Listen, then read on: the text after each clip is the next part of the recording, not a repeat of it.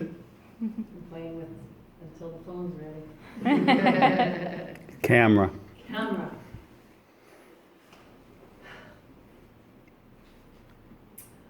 I'm on my bike in front of a seemingly endless hill.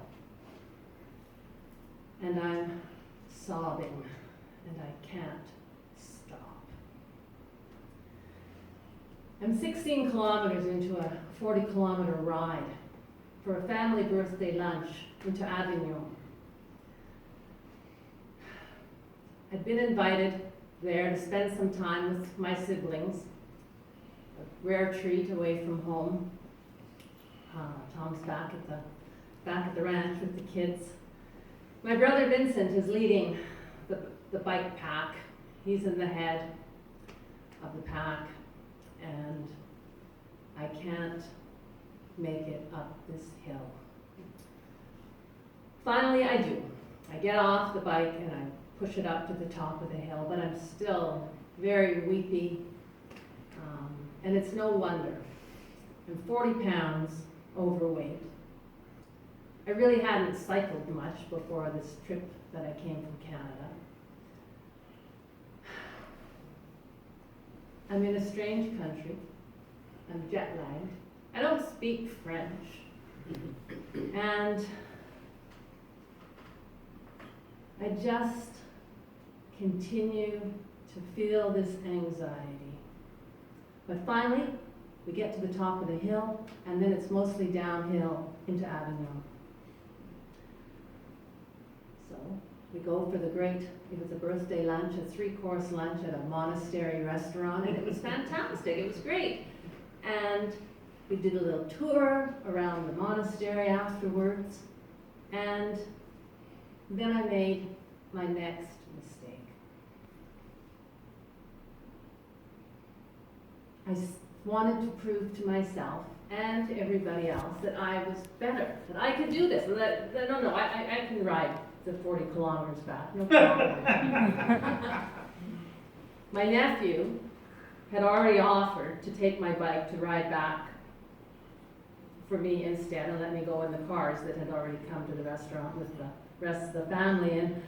And I'm pretty sure that my brothers had actually paid him to do this so they didn't have to ride back with me. But I said, no, I'm good. No, I can do this. Yeah, I'm all rested. I'm really good. So cars leave. I'm back on my bike. It's only a few kilometers before I realize that there is no way that I'm going to be able to finish this trip. And the tears start to flow again. And some of it's not just emotional now it's actual pain. My butt and that bike seat are totally incompatible now. I cannot ride, and I cannot ride standing up. I've seen people do that. They take their seats off and then not me. So my brother Vincent, who is a retired emergency physician from Alberta and thinks of France as his second home and loves to bike there, sends everybody else on. Go, keep riding, and I'll take care of Trish.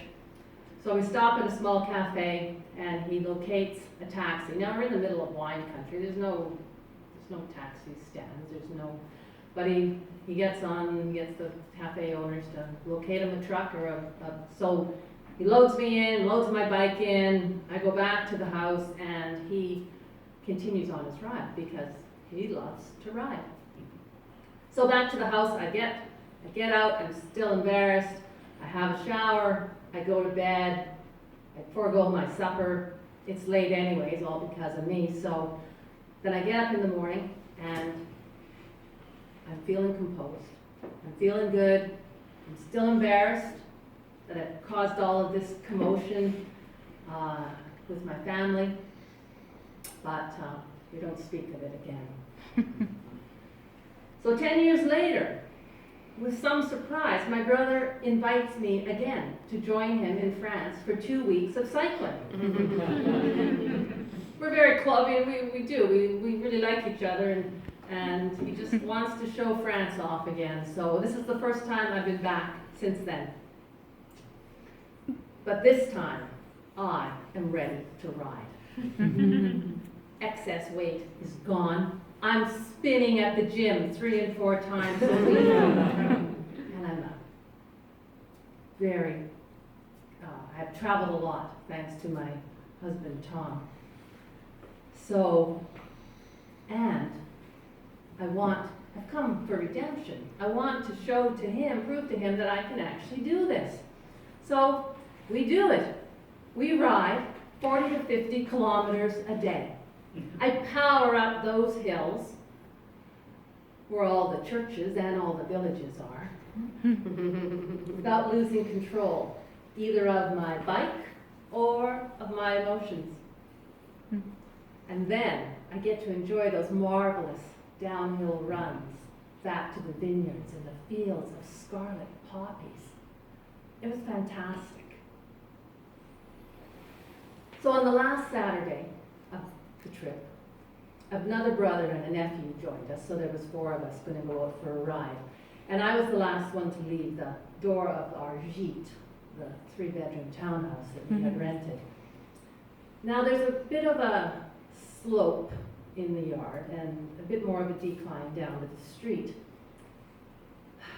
And I noticed that my trip odometer hadn't been zeroed out yet. It only takes a few seconds. So I took my thumb and I placed it on the trip odometer to zero it out.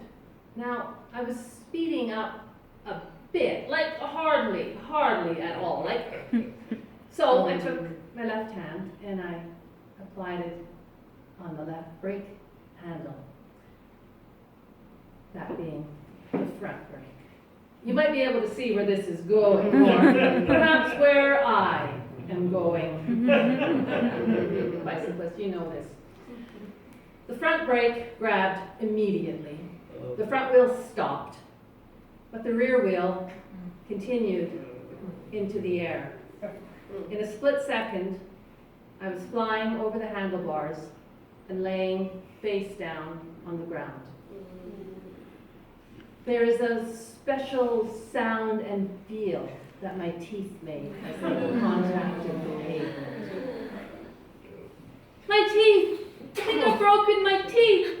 I didn't even want to touch them with my tongue because I was afraid they would just come out.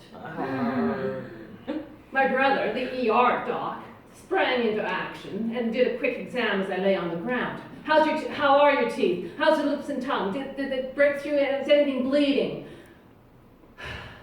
No. All the while I was just berating myself, going, stupid. How could you be so stupid? And at the same time, thinking once again, I'm ruining everyone's holiday.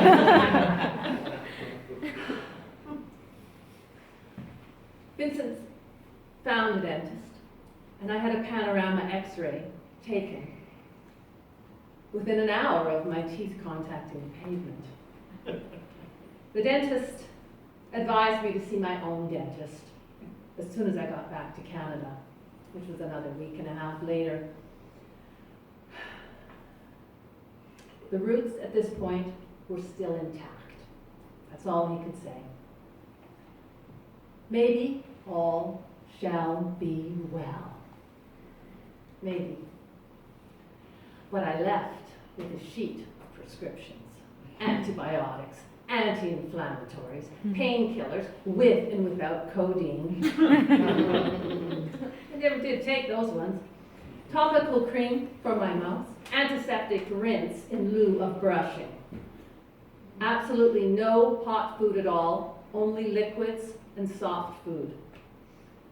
Well, that sounded to me like a lot of white and rosé wine with a touch of gelato on the side. The next day was Sunday. I wasn't sure if I could ever get back on a bike again. So thankfully, my brother, who loves to cycle, actually drove us in the rental car to church that day. During the French service, because I don't speak French, I had a lot of time to reflect on what had happened. Now, nothing really hurt, even though all my points of contact, face, elbows, knees, everything, had bruises and road rash all over them. But I thought, if I don't get back on that bike again, I'm going to be in that same position again. I'm still not going to have redemption. I'm not going to be redeemed in my brother's eyes, in my family's eyes. So I thought some more. I prayed a little. After church, I jokingly said to my brother that I had received a message from on high. Don't be afraid. Get back on that bike. He laughed, and he agreed with the plan. And the following day, I would ride with them the 60-kilometer ride to the Pont de Garde.